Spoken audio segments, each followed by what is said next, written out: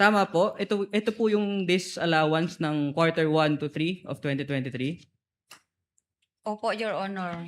Ito po. At ito pong notice of disallowance na to, tama po ba na in-issue ito ng Commission on Audit noong March 31, 2026? Opo, Your Honor. At in-issue po ito ng Commission on Audit habang ang Committee on Justice ay nagko-conduct ng mini trial against the Vice President, correct?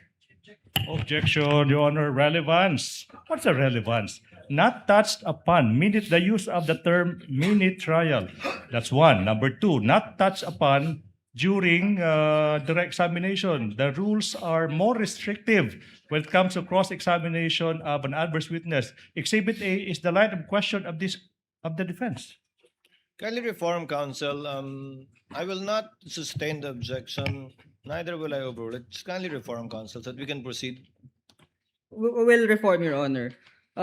This notice of disallowance was issued by the Commission on Audit while the Committee on Justice is conducting its hearing for impeachment. Correct? Di ko maalala, Hindi Your niya Honor. Pero na-receive nyo po itong notice of disallowance noong April 8, 2026. Tama po ba? Yes, Your Honor. May signature po ako dito na na-receive ko po April 8, 2026. So, na-receive nyo po yung notice of disallowance number 2026-001 on April 8, 2026 kahit na-submit nyo na yung liquidation noong 2023 pa lamang. Tama? Yes, Your Honor. At this is in the middle of the Committee on Justice hearings, correct? Di kasi ako nakikinig sa TV at saka sa radio, Your Honor, kung mga about balita-balita, Your Honor. Kaya dili ko makasagot.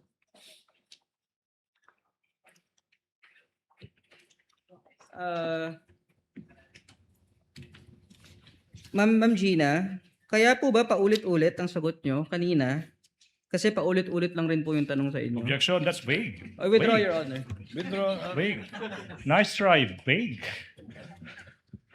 I withdraw the question, Your Honor. You should. So withdrawn. Nice try.